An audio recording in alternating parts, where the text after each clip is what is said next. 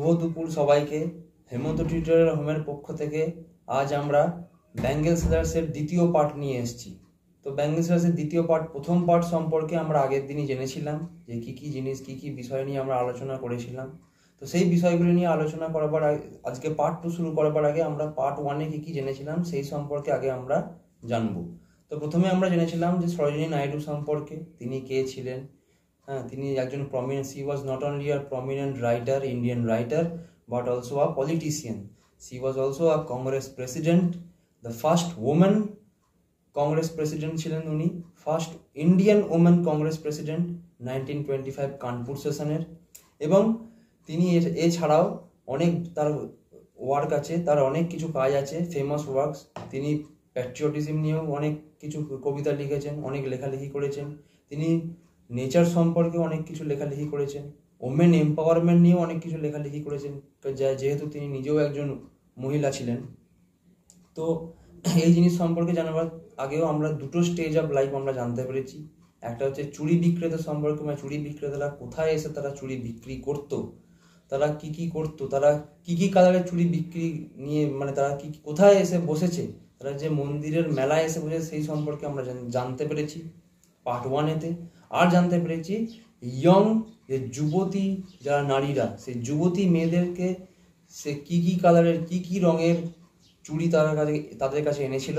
এই যে আমরা জানতে পেরেছি silver and blue colour, silver and blue colour, যেটাকে দেখতে কিরকম, পুরো একদম মাউন্টেন মিস্ট, যেটা কালারের মিক্স হচ্ছে মাউন্টেন মিস্ট, মানে পাহাড়ে যেরকম আর কি, মানে কুয়াশা পড়ে বা বরফ পড়লে যেরকম বা বৃষ্টি পড়লে যেরকম আর কি মানে দেখতে লাগে, সেরকম এই যুবতী নারীদেরকেও সেরকম তাদের লাইফটাও হচ্ছে এরকম। এবং এই যুবতী নারীদেরকে আরও কিসের সঙ্গে তুলনা করা হয়েছে সেটাও আমরা দেখতে পেয়েছি। বার্ডস, মানে একটা কুঁড়ি, ফুলের কুঁড়ি যখন ফোটে সেই ফুলের কুঁড়ির সঙ্গে তাকে তুলনা করা হয়েছে।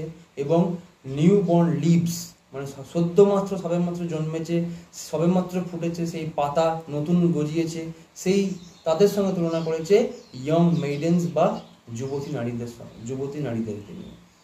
তো আজকে আমরা জানলাম পার্ট 1-এর কিছু বিস্তারিত জিনিস, যেগুলো আমরা আগের দিন আলোচনা করেছিলাম। আজ আমরা শুরু করতে যাচ্ছি পার্ট 2, দ্য ব্যাঙ্গেল সেলার্সে। তো পার্ট 2-তে আমাদের প্রথমেই জানতে হবে, দেখো প্রথমেই কবিতার লাইনে ঢুকছি। Some are like fields of sunlit corn. কি বলছে? Some are like fields of sunlit corn, কিছু কিছু যেন রোদের যেমনি ঝলক, মানে রোদের যেমনি উজ্জ্বলতা, সেই উজ্জ্বলতা মানে কর্নফিল্ড, মানে কি জমিতে যেরকম, মানে হচ্ছে জমিতে কি হয়, রোদের আর কি, মানে সানলিট কর্ন মানে কি, রোদের যখন মানে আলো জমিতে পড়ে তখন জমির রঙও কিরকম হয়ে যায়, পুরো হলুদ আলোতে পুরো একদম ভর্তি হয়ে যায়। কি বলছে?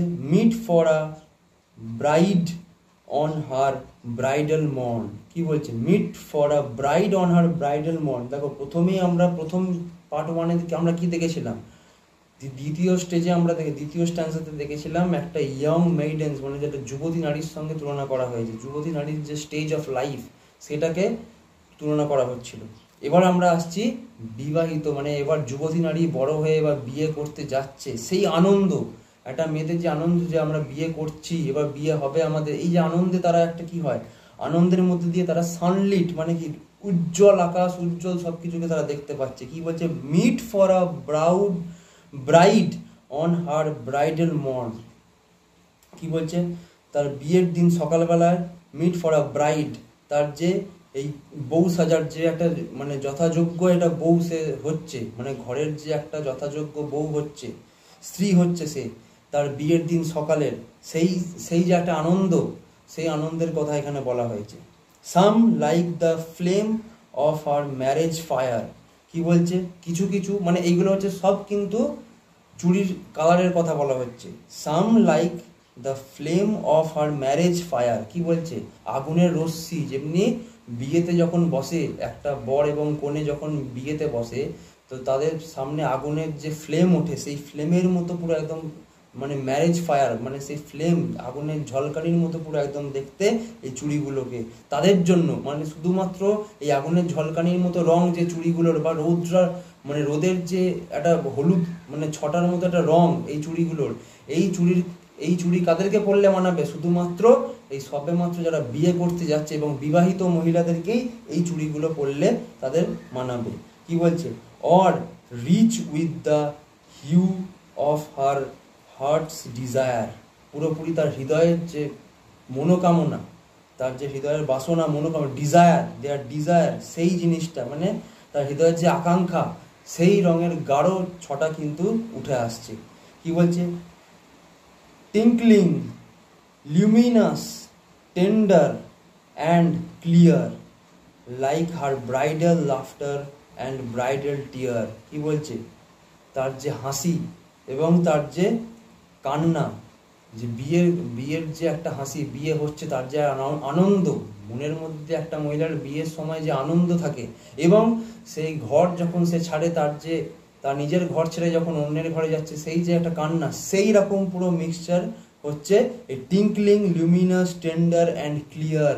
পুরো একদম এই রকমই, মানে একদম দীপ্তিময়, একজন কোমল, মানে একদম এইরকম একটা রঙের ছটা কিন্তু এই চুড়িগুলোকে দেখতে, মানে শুধুমাত্র এই চুড়িগুলোর উদ্দেশ্য কাদের উদ্দেশ্যে এই চুড়িগুলোর রং, মানে ব্যাঙ্গেলস রাজরা যারা চুড়ি বিক্রি করছে, এই উদ্দেশ্য হচ্ছে তাদের, এই রঙের উদ্দেশ্য হচ্ছে যারা সবেমাত্র বিয়ে করতে যাচ্ছে, সেই বিয়ের দিন সকালবেলাতে তার যে একটা আনন্দ হচ্ছে, সেই আনন্দের ছটা, সেই রোদের যে মানে মর্নিং স্টার, মর্নিং সান, যে সকালবেলা রোদে যেমনি একদম পুরো সানলিট কর্ন, মানে গোটা জমি যেরকম আর কি, মানে পুরো হলুদে, মানে আলোয় আলোকিত হয়ে যায়, ঠিক সেই রকমই হচ্ছে একটা মেয়ের জীবনেও কিন্তু, বিবাহিত মেয়ের জীবন যখন সে নতুন বিয়ে করতে যাচ্ছে, তখন সে বিবাহিত হতে যাচ্ছে, তখন কিন্তু তার মনের মধ্যে সেই আনন্দকে এই কবিতায় কিন্তু এখানে কবি ব্যাখ্যা করেছেন।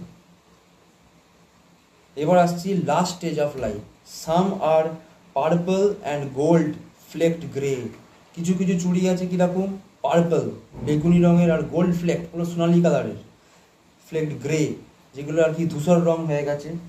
For she who has journeyed through life midway, already সে মধ্যবর্তী জীবনে চলে এসছে, বিবাহিত জীবন থেকে এবার আস্তে আস্তে মধ্যবর্তী জীবনে চলে এসছে। Whose hands have cherished, whose love has blessed, যার ভালোবাসা, তার পরিবারের প্রতি তার ভালোবাসা। এবার সে সবেমাত্র বিয়ের পর কি হয়, সে মধ্যবর্তী জীবনে, মানে সে এখন মা হয়ে গেছে, সে এখন সন্তানের মা। শুধুমাত্র মাই নয়, তার যে কর্তব্য, তার যে ধ্যান জ্ঞান, সব কিছুই কিন্তু ব্যাখ্যা করছে এই purple and gold flecked grey. মানে এখানে যে চুড়ির রঙের কথা বলা হয়েছে, পার্পল মানে হচ্ছে বেগুনি, আর গোল্ড ফ্লেক্ট গ্রে মানে ধূসর রঙের হয়ে গেছে একজন মধ্যবর্তী জীবনে এসে একদম নিজেকে পুরোপুরি পাল্টে ফেলেছে। এবার একটা মহিলার জীবন কিন্তু পুরোপুরি আলাদা। মা হয়ে যাওয়ার পর কিন্তু মহিলার কর্তব্য, সেই মায়ের কর্তব্যই কিন্তু তাকে পালন করতে হবে। And cradled fair sons on her faithful breast and serves her household in fruitful pride. কি বলছে? ফেথফুল ব্রেস্ট, সে সন্তানকে মানুষ করবে, এবং শুধু সন্তানকে মানুষই করবে না সে কি করবে, এবং সে সংসারের প্রতি ধ্যান জ্ঞানও পুরোপুরি তার সংসারের প্রতিই থাকবে সেই সময়। বিয়ের পর শুধু সে মধ্যবর্তী বয়সে এসে শুধুমাত্র তার ধ্যান জ্ঞান শুধু সন্তানকে মানুষ করাই নয়, এবং তার সন্তানকে মানুষ করা ছাড়াও তার পরিবার কীভাবে ভালোভাবে কীভাবে চলবে, সে কীভাবে তার নিজের হাজব্যান্ডকে, না নিজের স্বামীকে কীভাবে সে মানিয়ে গুছিয়ে রাখবে, সেটাও কিন্তু তাকে দেখতে হবে। And worship the gods at her husband side. কি বলছে? এবং সে স্বামীর জন্য এবং পরিবারের জন্য পুজো করবে ভগবানের কাছে। মানে তার কাছে এখন পরিবারই সব, তার কাছে সন্তানই সব, তার কাছে স্বামীই সব। এই হচ্ছে আমাদের আজকে কবিতার প্রথম এই লাস্ট দুটো স্ট্যান্জার মানে। আশা করছি আপনাদের ভালো লাগলে আপনারা অবশ্যই লাইক, শেয়ার এবং কমেন্ট করবেন, আর ভালো লাগলে অবশ্যই বেশি বেশি করে ভিডিওটাকে শেয়ার করবেন। ধন্যবাদ।